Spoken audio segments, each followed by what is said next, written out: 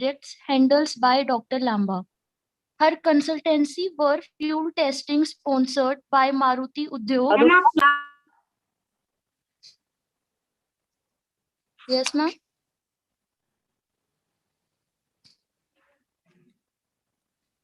Yeah, Shinu, please continue.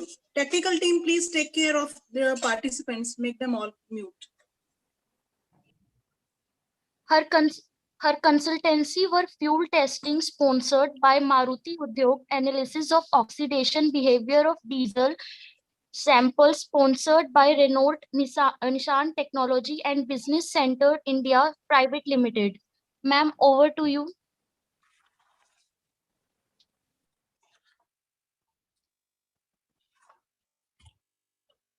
Thank you so much for a warm welcome.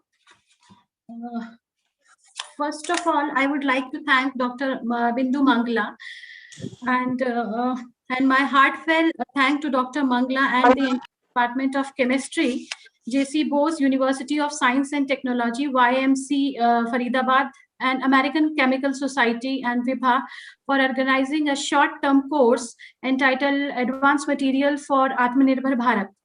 And I would also like to thank you for providing me a wonderful opportunity to be a part of this wonderful program. And the topic that you have chosen, advanced material for Aatmanirbhar Bharat, is of immense importance in the present scenario. And when we are talking of Aatmanirbhar Bharat, I feel energy is the most important topic we should talk about. So my today topic of the talk is the biofuel, that is biodiesel and bio oil, as an alternative energy source for Aatmanirbhar Bharat. So please allow me to share my screen.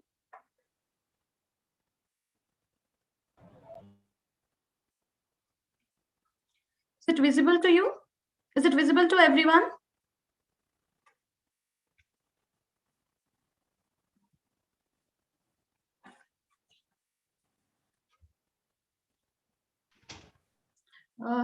Yes, ma'am. Yeah, thank you so much. But I'm unable to change the screen. Okay. So my today talk, as I have mentioned, is on biodiesel and alternative fuel for Aatmanirbhar Bharat. Please allow me to close my video because we have some bandwidth issue today. So just to have a smooth presentation, I would like to switch off my video.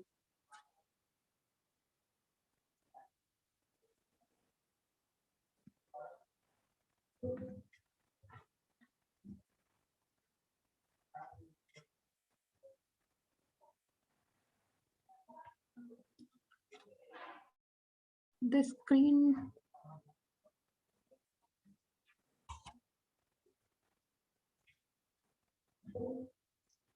Is it visible? Is the screen visible? Yes, ma'am. Yes, ma'am. Thank you. Thank you so much for confirming. When we talk of energy, India ranks 6th in terms of energy demand. And as per the report of Ministry of Petroleum and Natural Gas, the primary energy of the country is projected to increase to 305 metric ton in 2025. So to meet these energy demand of petrol and diesel, refinery, they have the capacity expansion or upgradation program, including the supply of Bharat 4-stage quality petrol and diesel. Moreover, the government has set a target to achieve in terms of alternate energy also. So when it comes to alternate energy, there is a long list that include biodiesel, bioalcohol. In bioalcohol, we can have methanol, ethanol, butane, refused drive fuel, chemically stored electricity, hydrogen, non-fossil methane, non-fossil natural gas, and vegetable oil.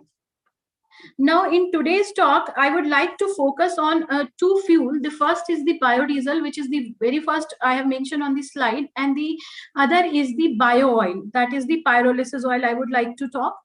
Biodiesel, it is a clean burning alternative fuel which is produced from fatty acid by a process called esterification. It is called trans-esterification. The biodiesel, it although contain no petroleum, but it can be blended with petroleum diesel at any level to create the biodiesel diesel blend, and that blend or the neat biodiesel can be used in an internal combustion engine without major modification. Now this the biodiesel, as I have mentioned, it is a clean burning fuel and it is formed by trans-esterification. So the reaction which is shown on this slide is a trans-esterification reaction. The trans-esterification reaction, the name itself clear it that we are transferring one ester into another type, taking help of the alcohol which is used as a solvent, and any catalyst can be used for the same process. Biodiesel, it possesses number of, why I'm talking of biodiesel, why it is important, because when it possesses number of advantage as compared to the high speed diesel that we are using in day-to-day life.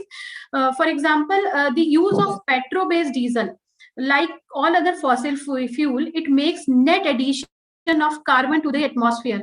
In addition, diesel emit particulate matter, which especially below the range of 2.5 micron, which passes the protection system of our body and reduces our vital capacity. In addition, the unburnt oil is carcinogenic in nature, and the carbon dioxide, hydrocarbon, sulfur, polyaromatic hydrocarbon emissions are also on the higher side when we are using the high speed diesel. On contrast to this, biodiesel, it is an oxygenated fuel. This is a very important point. It is a very oxygenated fuel which can contain about 11% oxygen by weight, which make it a realistic alternative to a petroleum diesel. In addition to this, biodiesel also possesses other advantages, like it is biodegradable, it is non-toxic, it is free of sulfur, aromatics, and it is produced domestically. That also reduces our dependence on the foreign oil. The use of biodiesel also require no major engine modification, and it can operate in the conventional compression ignition engine from light to heavy duty, just like the petroleum diesel we are using. And the biodiesel, moreover, it also reduces the serious air pollutants such as particulate, carbon monoxide, hydrocarbon, and toxic material which are being released in the atmosphere by the use of the diesel. When it comes to the feedstock of biodiesel, as I have mentioned, that these are formed by the trans-esterification reaction. So trans-esterification of any fatty source, we can use any fatty acid source as a raw material for biodiesel. And however, when we talk about each country, the source of biodiesel production is chosen according to the availability of the raw material. For example, if we talk of United States, the main source of biodiesel in United States is soybean oil. Now, soybean oil, if we compare it with our country, India, it is used as an edible oil, but United States has surplus amount of soybean oil, so they can divert that oil for the synthesis of biodiesel. But when it comes to countries like ours, where the price of the this oil is comparable to the diesel, we cannot think of using them as a raw material. All the European country, they are using rapeseed oil as a raw material. Now, when it comes to, in addition to these rapeseed oil and soybean oil, there are number of raw material. There are number of oil that can be used as a raw material for biodiesel. Like rice bran, some of the name I have mentioned here: rice bran, sol, neem, karanj, mahua, ratanjot, polanga. Almond oil can be converted into this, barley, coconut oil, copra, fish oil, groundnut oil. Microalgae can be one of the potential source of the same: poppy seed, rice seed, rubber seed, sesame seed, tobacco seed, wheat seed. So any seed from which we can get oil can be converted into the bio diesel. And the most important part is that the product obtained from all these similar in the engine performance and emission. So it is not like that this oil which are producing from soybean will be much higher in quality. It is almost comparable. However, some sort of modification we can do after the production as per the requirement. Now, when it comes to India, in our country, the main source of biodiesel are non-edible oil, because we all know that when it comes to edible oil, as I have mentioned, the price is comparable to the diesel. So it is very, very difficult, and we cannot even think of diverting it for the production of the biodiesel. So we in India, we all are working mainly on the non-edible oil like Jatropha curcus, as I have mentioned, Polanga and Mahua, sal. All these are non-edible oils. So we are basically working on these oil as a source of biodiesel. However, if I take an example of Jatropha carcass, the current potential of total non-edible oil is merely 1 lakh ton per annum, and it is not sufficient for replacement of even 0.25% of diesel need.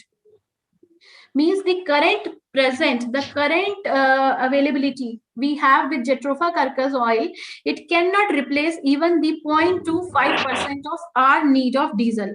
And we cannot think of replacing the entire diesel with the biodiesel, but presently we can replace it with 5%, 10%, because it can be used in the neat form as well as in the blend form. So if we talk of the lowest blend, that is Day-5, where we are using 5% of biodiesel and 95% of diesel, so that we can reduce some requirement of diesel. That 5% replacement would require an area of 25,000 kilometer square to be set for Jatropha carcass plantation. So it is not easy to replace it, because the major factor is the raw material availability. Now, the slide, one more thing I would like to add here. At UPS, we have a dedicated lab on biodiesel, and we are working on various non-edible oil like Jatropha, Polanga, Pongamia, Sal, Mahua. So we are working with various non-edible oil. Now, this slide, because I have given here for the physico-botanical feature or physico-chemical features of some only 2 of the non-edible oil, Jatropha carcass and Pongamia pinnata.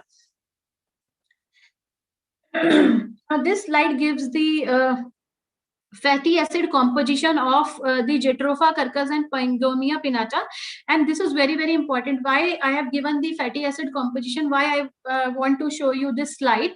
This is because the property of the biodiesel which are obtained, they are strongly influenced by the property of the individual fatty ester. We all know that the oil which are obtained from different sources will have different fatty acid composition. Right, so you can see the fatty acid composition of the Jatropha carcass. It has palmitic acid, it has stearic acid, oleic acid, linoleic acid, and linolenic acid. And other acid are present in very less amount, that is 1.5%. When it comes to Pongamia pinnata, there is it contains palmitic acid, stearic acid, oleic acid, linoleic acid, linolenic acid, and various 3 other acid also. So it is definitely going to affect the quality of biodiesel that we are obtaining. So this fatty acid composition is very, very important. And how it is going to affect this is because all these fatty acids, they are different in terms of carbon chain. For example, you can say palmitic acid, it has 16 carbon. When it comes to oleic acid, it has 18 carbon. What does it mean 16:0? What does it mean? That it has 16 carbon atom and it has 0 double bond. When it comes to stearic acid, the percentage of stearic acid in Jatropha carcass is 6.9, but when it comes to the composition, it contains 18 carbon atom with 0 double bond. When it comes to oleic acid, it contains 18 carbon atom with 1 double bond. Similarly, for linoleic acid, it is 18:2. So because the composition, we are synthesizing biodiesel from these fatty acid only, so it is definitely going to affect the composition, because they differ in terms of chain length, the degree of unsaturation, and other chemical functions. Now there is a literature that document that also show, and we all at UPS also studied that the esters, the biodiesel that we have prepared with the long chain fatty acid or the saturated, or very simple, in a very simple language I can say, the where we have taken these fatty acid which have got a saturated structure having no double bond, they show higher cloud point, but they show the nozzle clogging. There is a problem called nozzle clogging in the engine. However, the esters which are produced from the unsaturated fatty acid, means which have higher double bond, like we can take the case of linolenic acid, where we have 18 carbon atom with 3 double bond. It show oxidation problem, means the biodiesel which is produced from these type of fatty acid, where we have more unsaturated fatty acid, will undergo oxidation instability. They have oxidation problem. So in general, what I can say that cetane number, heat of combustion, melting point, viscosity, it increases with increasing chain length and decreases with increasing unsaturation. Therefore, it is very, very important to get an idea of the fatty acid composition of the oil which is used for the preparation of biodiesel. And I can also add to this that in future, it is, although not much work has been done this area and it requires a lot of work, but in future it may be possible that we may use genetic engineering to improve the property of biodiesel. So just what we can do, that we can modify the parent oil, we can do the genetic engineering in the plant itself, that will cause the modification in the fatty acid composition of the parent oil, and then it will definitely have positive implications on the property of the biodiesel that we will obtain. Now this slide basically gives the physicochemical property of the oil of Jatropha carcass, Pongamia pinnata, and the specification of diesel as per the ASTM standard. The test method I have written on the very right hand side column, and the first two column gives the various physicochemical analysis of Jatropha carcass and Pongamia pinnata, and the third column give the specification of the diesel. Now why I want to show it, this is because the product that we will be producing using a particular reaction, it should meet quality specification which are proposed by Bureau of Indian Standard, which are drafted according to ASTM D6751 to be called as biodiesel. Means although we are doing a reaction, but the product that is obtained, it has to follow, it has to satisfy certain norms which are the standard as per the Bharat BIS, you can say, or as per the ASTM D6751. So if these are the properties of the raw oil which I have mentioned, so we can, for example, some of the property are comparable, but in some of the property there is a major difference. So we have to bring the property of Jatropha carcass and Pongamia pinnata aligned with the diesel average property, because these are the standard which are given by the government of India, the Bureau of Indian Industry in standard. So the first, you can see the flash point, there is a major, the specific gravity is almost comparable, so that is accepted. But when it comes to flash point, there is a major difference. The flash point of Jatropha carcass is 191, and in case of Pongamia pinnata it is 134. And when it comes to the diesel, the flash point is 50, but this flash point, this is a positive one, this is a positive change that is there in the Jatropha carcass, because that make the fuel safe. When it comes to the fatty acid composition of the 1.3 and 7, it simply indicate if the fatty acid composition is 2%, then we have to directly go for transesterification. However, if the free fatty acid composition is more than 2, then we have to go a certain sort of pre-treatment to the oil, so just to bring it to less than 2, and then we can go for the normal reaction. When it comes to calorific value, the calorific value is also comparable. Everything is comparable, but when it comes to viscosity, you can see the viscosity, there is a major change, there is a major difference. For example, the viscosity of the diesel fuel which is required as per the standard D445 is 2.7 centistock, but when it comes to the when we are seeing the viscosity of Jatropha curcus and Pongamia pinnata is quite high, right? It is it is more than 15 times of the requirement. So it is at 40 degrees centigrade we have measured. So the major problem is the viscosity, right? So from the property, it appears that this oil can directly be used in the engine, but the main problem is the high viscosity. Because if what study shows that the oil has also been directly been used in the engine, but that result in the decrease in the power output and thermal efficiency of the engine. Moreover, there is a carbon deposit, oil ring sticking and thickening. So some sort of chemical or physical treatment are required just to bring this viscosity of 46 or 41 to a range, to the required range of 2.7, right? Otherwise, for in terms of other property, oil can directly, they are admissible, they can directly be used to provide power to the engine, they can directly be used in internal combustion engine, but because of this high viscosity, it is avoided. And some sort of treatment we can do just to bring this viscosity align with the requirement, that is 2.7 to 2.9. There are just to convert the viscosity, just to bring the viscosity in the required range, there are number of method that can be done. Some of the method I have mentioned here, that is dilution we can do, which is simply we will dilute it and the viscosity will come in the required range. Micro emulsion can be done, where we form the emulsion. The pyrolysis, which is a thermochemical treatment, can be done, and the transesterification also mentioned.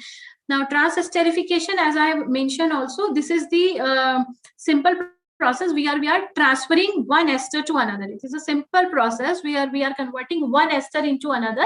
So in addition to reducing the viscosity, what is happening, the ester is converted into other forms. So if we optimize the process, we can convert the ester into the required form of ester, which give the required property. For example, we have discussed about linoleic acid, oleic acid. So what ester is giving the property, we can also control that. So here at UPS, we have worked on the transesterification also. And this is a very simple process which require a solvent. Any of the solvent can be used. For example, I have mentioned here ethanol, methanol, or butanol, or whatever solvent. And the catalyst is used. The beauty of the process is any catalyst can be used. It can be homogeneous, heterogeneous, biocatalyst, enzyme. So any type of catalyst we can use. But yes, the process has to be optimized as per the raw material or the source which we are using for the production of the bio oil. Now, for the production of biodiesels, right? So this figure gives the biodiesel process flow diagram, and the first is the esterification reaction. And this esterification reaction, as I have mentioned, that this step is required only if the free fatty acid content is more than 2. Otherwise, the first process, that is esterification, is not required.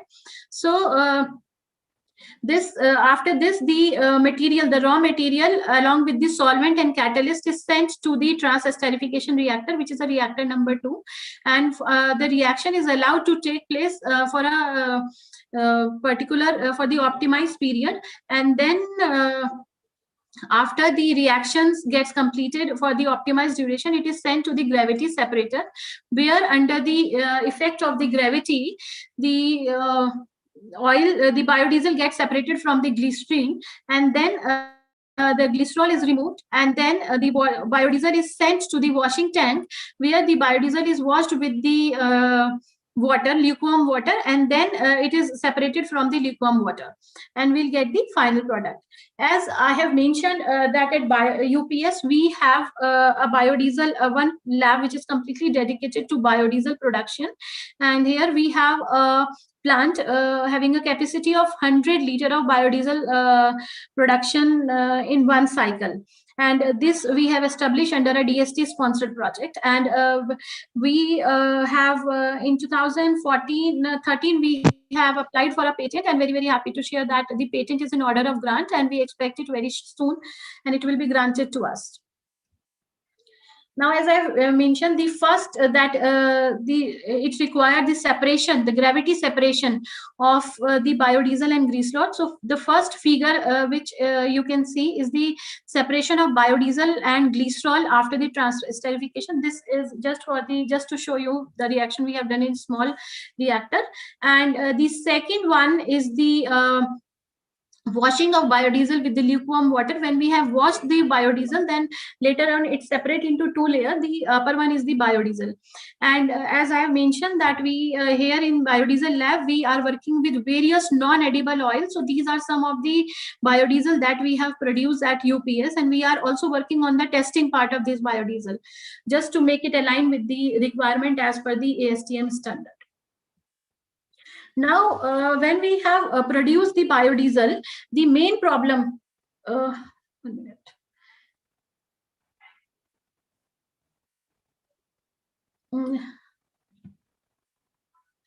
My screen is visible to you? Is it visible? Yeah. I think there is some disturbance. Is it visible to you? Am I audible? Yes, ma'am, it's visible. Okay, yes, Dr. Bhavna, I think some issue is at my end. So when it comes, so we have done the, I have explained about the production of biodiesel. Now we have produced this biodiesel with the thought of replacing the diesel which is available in the market, or not replacing, or just to substitute the diesel, because the demand for the diesel is growing day by day. So there is a need of alternative fuel. The major problem associated with the biodiesel, with the commercialization of biodiesel, is the number one is the raw material availability, right? And the second is the oxidation stability. So that is the main problem with the commercialization of biodiesel. When it comes to the first problem, that is this raw material availability, it is because of the unawareness, because the farmers, they are not aware about the profit that they will get if they plant the Jatropha carcass. Now this Jatropha carcass, because the entire plant of Jatropha carcass can be subjected to value addition, and here at UPS we have done the value addition of each and every part of Jatropha carcass, and we have convinced the farmers which are living in our nearby vicinity to grow the Jatropha and Pongamia pinnata, but for them it is a weed. So although to some extent we are able to convince them, but for them it is a weed, so it is very, very difficult to convince them that for their entire field they can grow the Jatropha carcass. But to some extent we got the success, and they are growing it, and we are buying that Jatropha carcass from them on reasonable rate, and we are doing the value addition of entire plant of Jatropha carcass. This second issue, which is the oxidation stability, this oxidation stability is the main issue. Now, initially when I was discussing the advantage, I have mentioned that it is biodegradable. It means that it is environmental friendly fuel. It will degrade easily. But this environmental advantage also means that the fuel is less stable, right? That is why it can degrade easily, because it is less stable. So this less stability affect the storage and transportation problem of biodiesel. Now, suppose we have synthesized biodiesel, as I have mentioned that we have 100-liter plant of biodiesel, and we are synthesizing it completely, and then we are storing it, and later on it has to be transported to the diesel outlet. Then during that storage problem, or during that storage period, or during the transportation problem, there may be some issue because of its less stability. So the main issue is what actually happens, because of the unsaturation, the biodiesel, these triglyceride, they get oxidized, they undergo oxidation. The unsaturated esters which are present, they undergo oxidation when they come in contact with air, because it is not possible just to make the entire space air free. So when they are coming in contact with oxygen, the main problem is that they undergo oxidation and leads to the formation of free radical. For example, you can see here one of the fatty acid, one of the component we have taken, and when it is exposed to air, there is a formation of free radical, and this free radical, and this peroxide which are formed, they further break down and polymerize, and they further break down. The process is called secondary oxidation, and they form these hydroperoxide or peroxide. They form aldehyde, alcohol, formic acid, formic ester, and for short chain fatty acid. And what actually happens, this short chain fatty acid, they have a tendency to get polymerized in the presence of oxygen. So that leads to high molecular weight species. So again, the main problem, which was the high viscosity, that for which we have done the trans esterification. So even after storing it, if we have to store it again, that problem will come. That is because it will undergo the reverse process. It will undergo the polymerization process, because we all know, we will all agree that anything which is taken from the nature, it has a tendency to reverts back to its ground state, because it is associated with the least energy. And we know the concept of more stability and less energy. So this biodiesel, when stored, it also returned to its original state, where its viscosity increases. So this oxidation stability is a major problem for the commercialization of the fuel. And this oxidation stability, it is not the problem which cannot be solved. A lot of work is going on in and around the world on oxidation stability of biodiesel, so that we can commercialize it today or later, after some days, or after some years.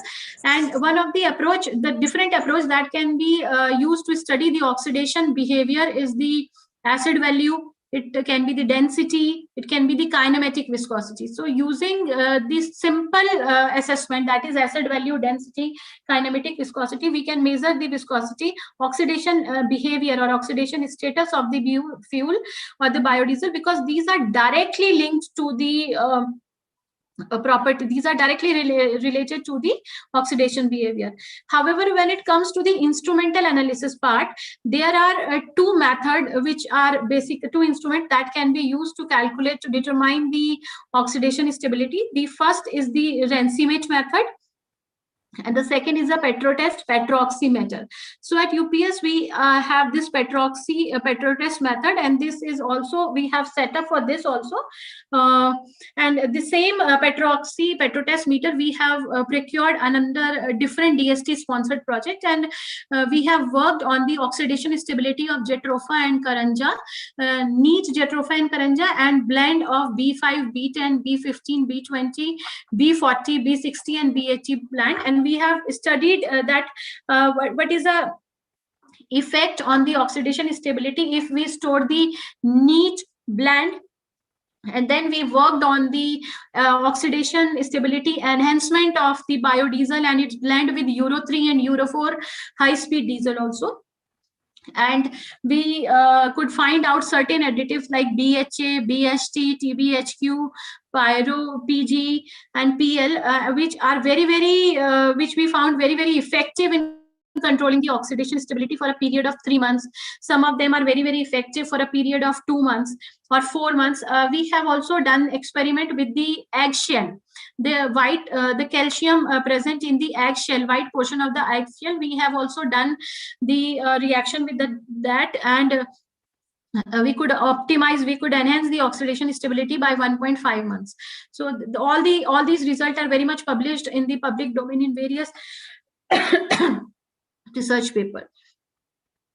So one, in addition to biodiesel, I would also like to, if you permit, I would like to speak on the bio oil and bio oil from PP kit. The PP kit, which is the, you can say, talk of the town these days, because these are wore by the frontline worker and various other health worker which are working closely with the COVID-19 patient. So can I move ahead with this topic?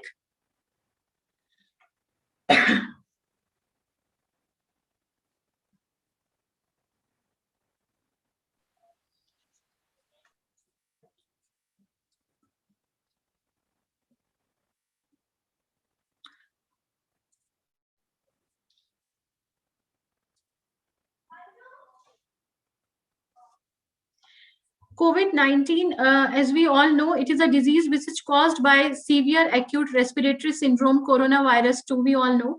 And it was declared as pandemic by World Health Organization on 11th of March 2020. And most of the researchers around the world are working on the development of different aids to cure and prevent the disease.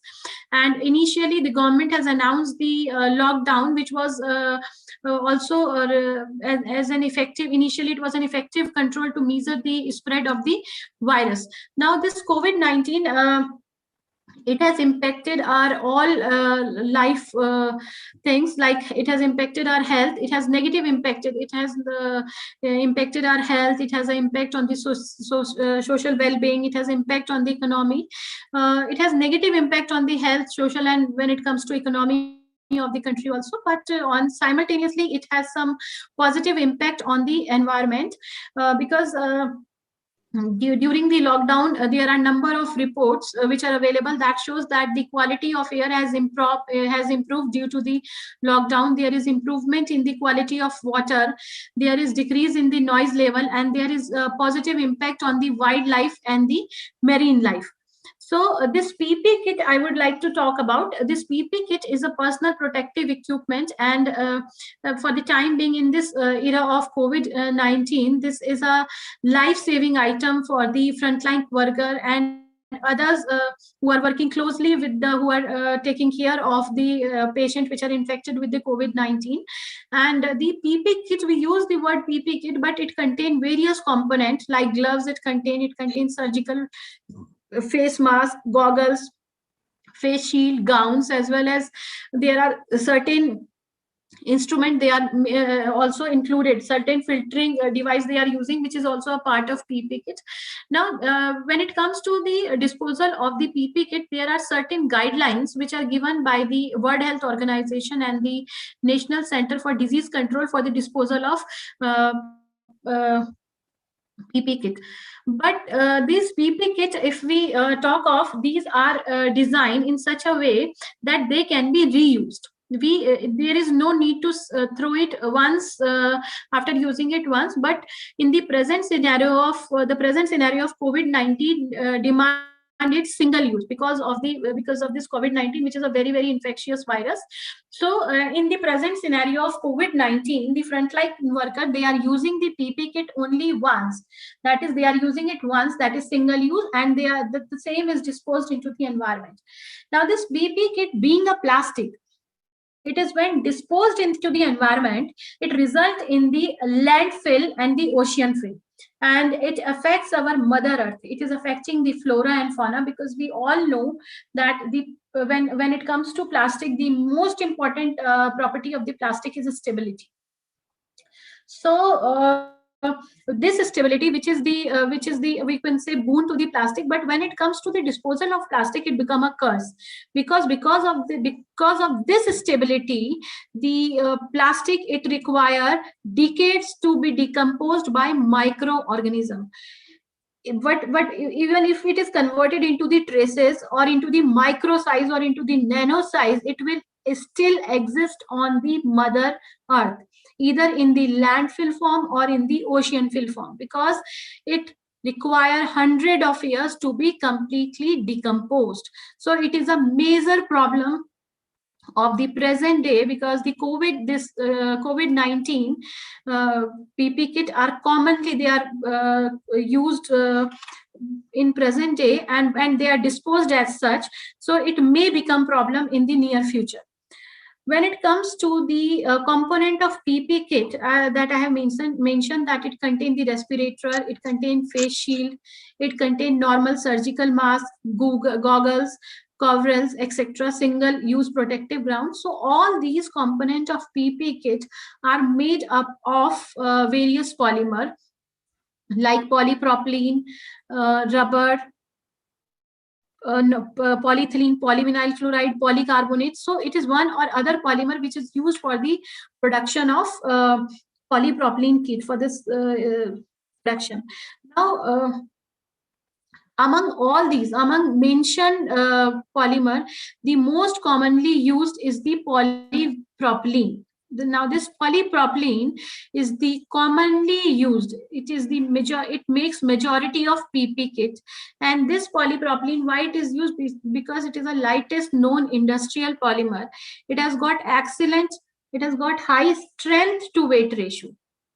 And it is produced by the polymerization of a monomer propylene. And when it comes to the structure of polypropylene, it is a saturated hydrocarbon. It contains carbon-carbon chain, and the methyl group is present on alternate carbon. So this polypropylene, it has got high strength to weight ratio. Another important feature why it is used, because when it comes to its structure, it is available, or it exists in 3 different forms. The 3 different forms I have shown here in this slide, that is isotactic, syndiotactic, and atactic.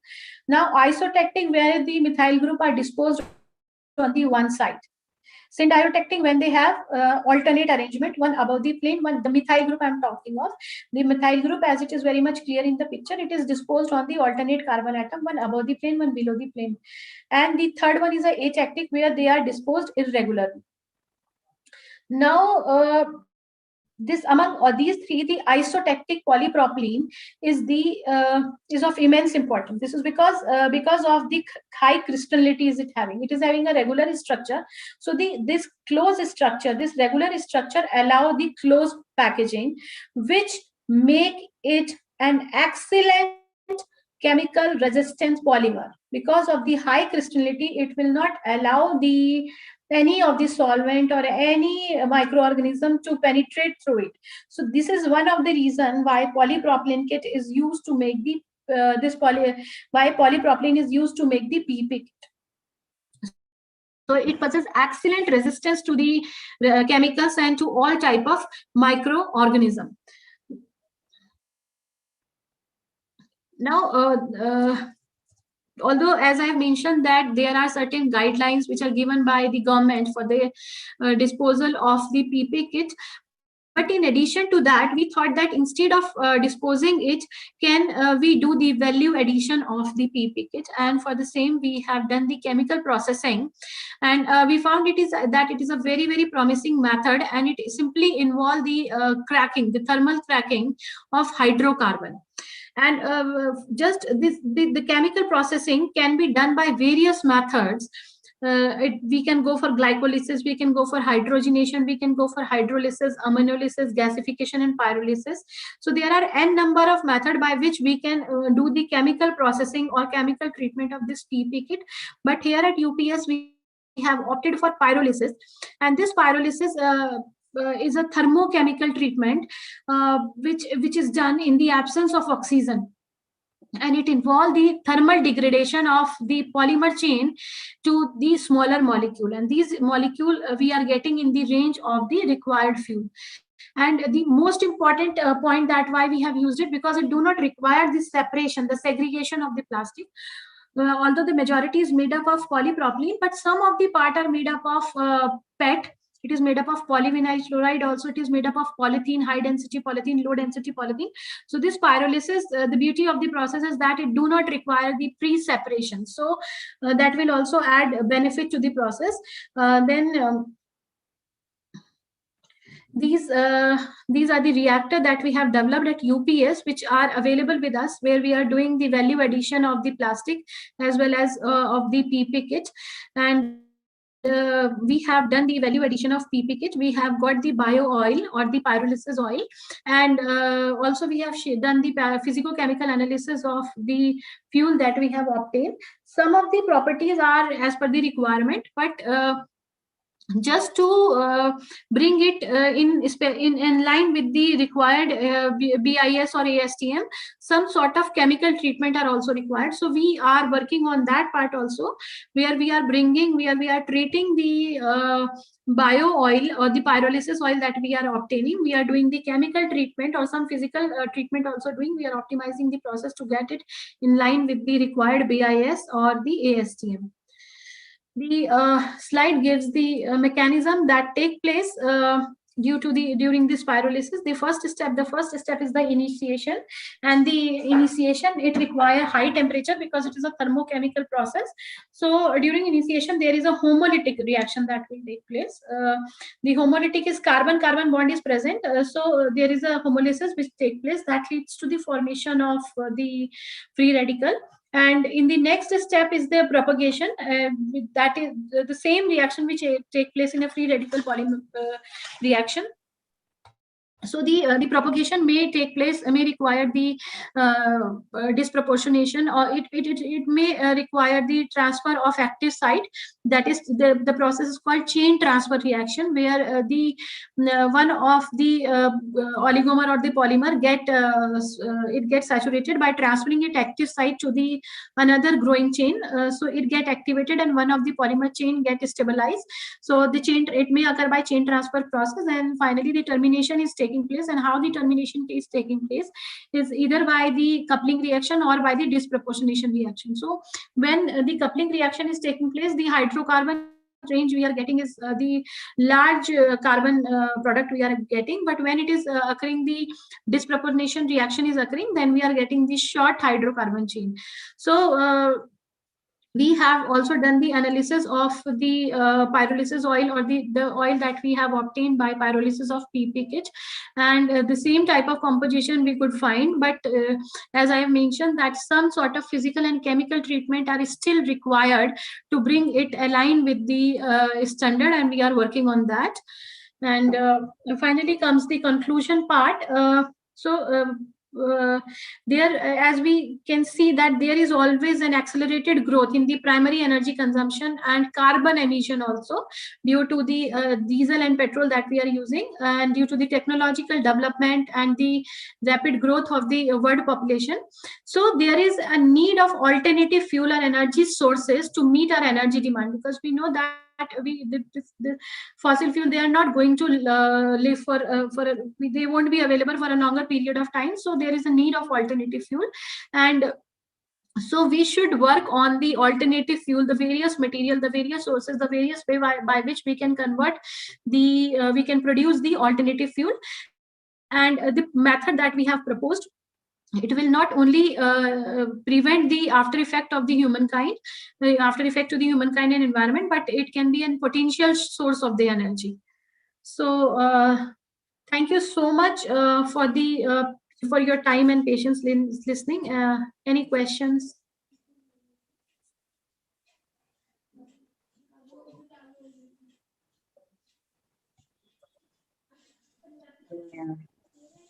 If anyone is having any query, you may ask. Ma'am is here with us to answer all your questions.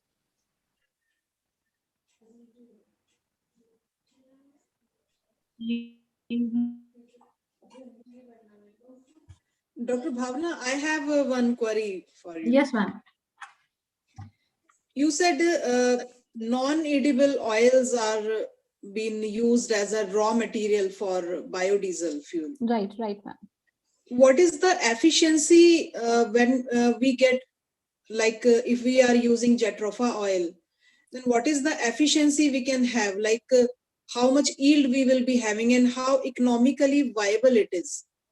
When it comes to the yield, ma'am, we have to optimize the process. Without catalyst, the yield was 65 to 67%. But as I mentioned, that we have used different catalyst at UPS, so we could optimize it to 98%.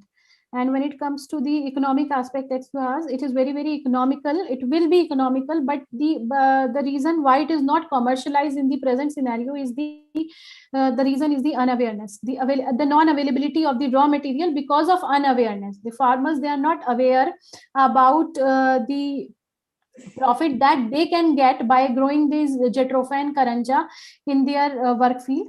So because they are not aware. So otherwise, if we can get the required source in required amount, then the production of biodiesel and the cost of biodiesel will be definitely less than the diesel. And this oil is taken out or extracted from fruit part only, or like? No, from the seed itself. from seed. Any of the seed you can work with, any seed which are available with you, you can do the extraction. Here we have a complete setup where we have hammer wheel, solvent we are doing the solvent extraction, then filtration, and then we are converting it.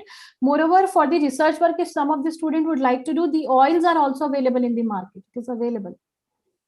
And there are certain vendors in India who are directly providing the oil after extraction. They are doing the cultivation of the non-edible plants like Jatropha, Polanga, Maua, and they are extracting the oil at their end, and they are selling it at nominal prices to us.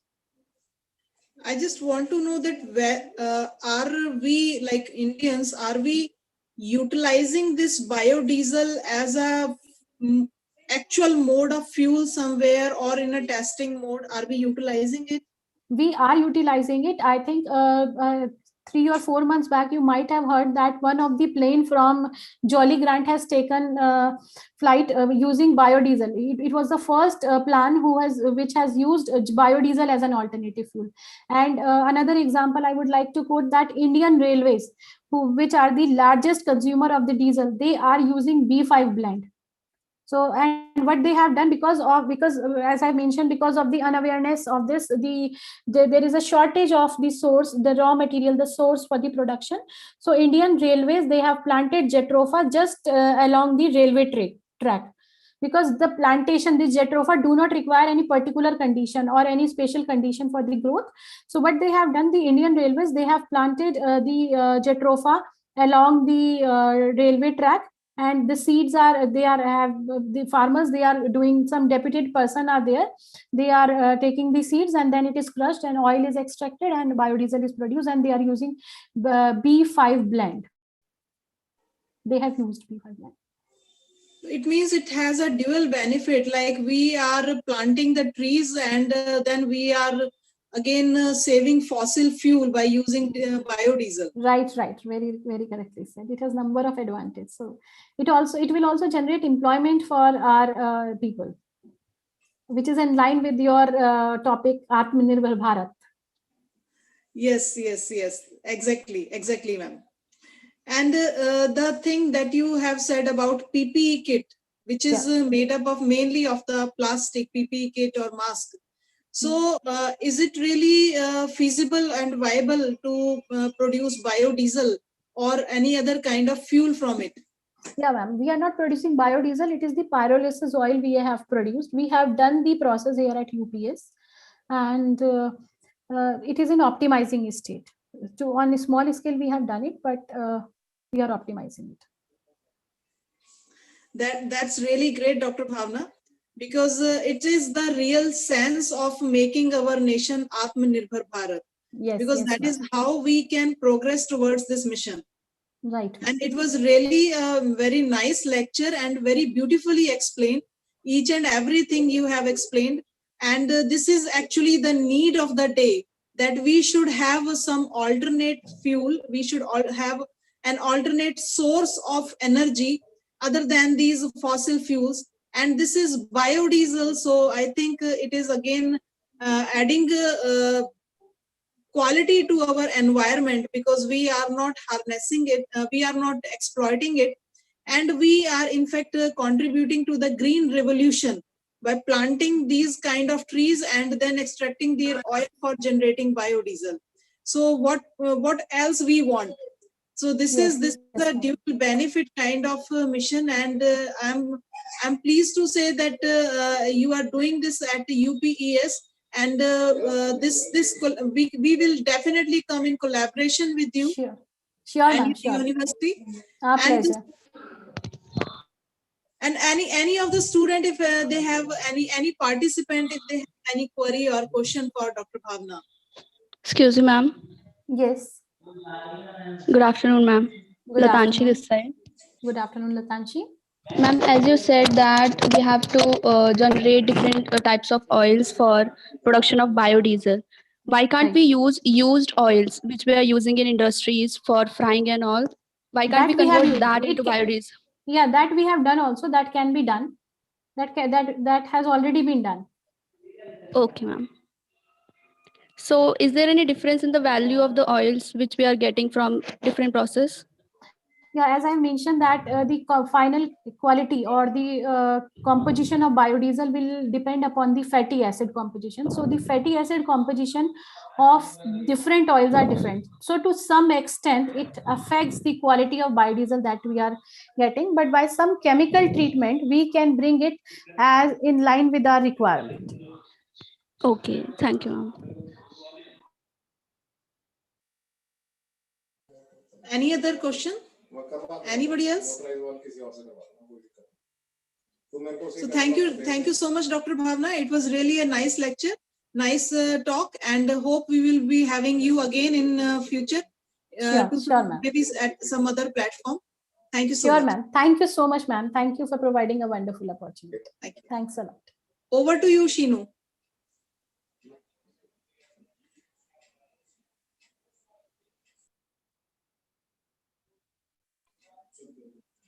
So this brings the end of today's session, and we will meet again at 10 o'clock tomorrow with the final stage of this short-term course, 6-day online advanced materials for Aatmanirbhar Bharat.